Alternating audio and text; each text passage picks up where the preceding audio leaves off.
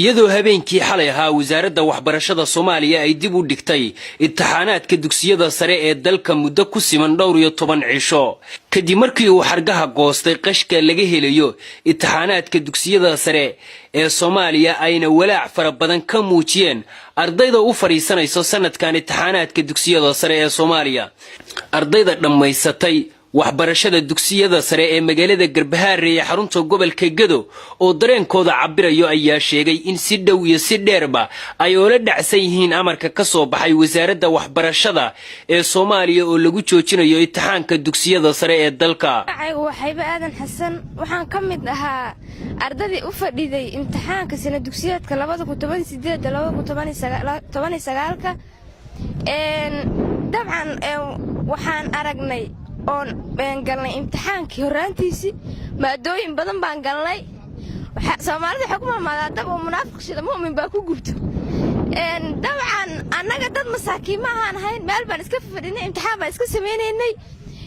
inay siyaasadda gasho imtixaankii iyo mustaqbalkii dhalaanka ubadka Soomaaliyeed inay siyaasad gasho runaantii waxa uurka nagu oohisiiyay nagu noqota kama aanan nixin imtixaanka inuu baaqdo marka hore waxaan ka naxaynay imtixaanka sida uu ahaa qaabkii uu socday imtixaan intay dawladda wasaaradda soo diyaarisay waqti iyo qarash iyo dhaqaale ay gelisay nin intuu ansar garayo baraha bulshada ku qoro bribaan behel ku qoro sida asoo buug uu daabacanay uu samay uu alifta amal qoranay wax dabcan dameerka uu ku xumaado waay sharaf dhac bay nagu tahay dhamaanteen hadaan ummadda Soomaaliyeed nahay dhinaca wasaaradda marka waan ugu mahad celinaynaa dabcan wasiirka go'aanka geesinimada lahaa ee runaanta uu qaatay laakiin si ahaanna waa taageerina in la kansalaha dumar qashka baxay sababtoo waxa macquul qashka dumar baxo in ardayda dadaaleysa oo dadaal soo sameysay arday aan dadaalin isku mid noqdo ama marka qaar ka natiijo fiicnaada kan aan dadaalin سادرتي وكتاير سنة دورة دوقش بحمر إن لكن صلاة وعلى مستقبل كيني بتبادسي. إقسام كشهادي امتحان كشهادي جلاسيدا لبي طبناتك كان سوجيدو قبل كجدو خاصة مقالة جربهاري. أبهانتي وأرن جبتو إن ما هن إن إساق فلسطين أرض لبي طبن سنة سهل جميسي يا أرضي داق وحبرشة داقة كسوقلي. وأنا وحسيد وحن إن قش لإيبيو لنا فشيلي دولة وحي قبنيسي وان wax lagu burinayo tilaabo kasta oo horumar ay qaad dawladda Soomaaliya waan soo dhaweynaya waxaana kula talinayaa dadka waxa sameeyay dawladda in ay soo xirxirto oo ay maxkamad saarto Maxamed Ibrahim Xaashi Cigaal waxaan ka mid ahay sanadkan ardayda u fadhiisanaysay dugsiga sare ee fasalka 12aad ama waxa loo yaqaan form 4 waxaan ka tirsanahay ardayda gobolka Gedo qaasatan degmada Garbaharey annaka hadii aan nahay reer Garbaharey waxaan nahay dad aad iyo aad isku kalsoon tayadooda aqooneed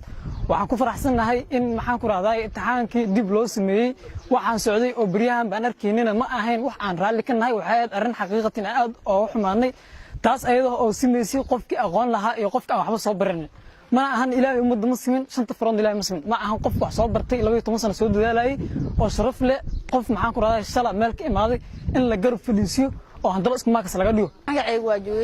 دوري بشير حسن عمر وحن كم إذا عرضه فلسنة سنة كان لو هذا كنت سجاد طبعا امتحان كقرن فصل كلبي توانات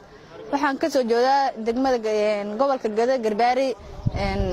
وحن كفر أحسن عمانته إن الجوجي امتحانك سنة كان اللي قليه شهادة مدة كلاته وحن عمبارين يا ذاتكي أرندس كدم بي كل وحي ذات كدم بي وحاول ذاتك معارض كا أيانو أرنيني كدم بي أرنت أيدا ذات معارض يا سمي أو ذاتك الله درسن ومدة الصومالي هرمر كذا وحاول ذاتك سهل الدجال يعني مر والبعض ذاتك معناها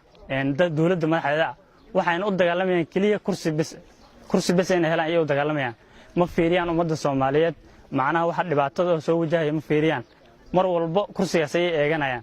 dhanka kale waxa asna goobta ka hadlay taliyaha saldhigga Garbaharey Cabdixakiin Maxamed Cumar Caana Kooste oo sharaxaad ka bixiyay qaabka ay ammaanka u sugeen intii uu imtixaanku socday waxaan la dardaarmay laba ka mid ah carruurtayda oo sanadkan gelaysay imtixaanaadka dugsiga sare ee Soomaaliya laakiin walaac iyo walwal fara badan ayaan dareemay markii aan maqlay in imtixaanka qashkiisa baraha bulshada lagu faafinayay carruurtayda waan ku kalsoonahay aqoontooda 12 sano ayaan rafaad wax ku soo barayay mana aqbalayo inay kaalmaha sare kaga hormaraan dad qash ku baasay sidaas waxaa tiri maama Cabdiyo oo ka mid ah waalidiinta ardayda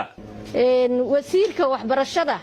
Cabdullaahi ninka la yiraahdo Cabdullaahi Goodax Barre ninka la yiraahdo wasiirka waxbarashada aad iyo aad baan ugu faraxsanahay arrintii ka soo yeertay waana qaadanay waligeedna waan taageeraynaa haduu sida ayada waxbarashada ku wado caruur aniga waxa ii dhigato iskoolka asaga aniga ii dhiganaysa imtixaankan maanta ii galeysay 4 canug baa ii galeysay 4taas canug 12 sano la soo daala dhacahay haween baan ahay maxaan ku iraahdaa wixii aan wax ku barayna Ilaahay subhanahu wa ta'ala u xisaaban yihiin 12 sano canugayga soo dadaalay 5 sano qaar baa carruurtayda iskool ku geeyay intaas ilmihii soo daala dhacayay maantana maxaan ku iraahdaa meeshii ugu dambeysay marahayo haddana inay xaqay leeyihiin sida ay u rabeen ayna u helin kuma qanacsanin mana qaadanayo si kastaba ha ahaatee waa markii ugu horeysay tan iyo burburkii dawladdii dhexe ee Jaale Maxamed Siyaad Barre oo la joojiyo imtixaan dugsi sare oo socdo oo qaadistiisa la wado inkastoo dalal fara badan ay ka dhacdo arrintan Mawlid Jaamac Farax Mawlid Galwaaqa warbaahinta dalka magaalada Garbaharey ee gobolka Gedo.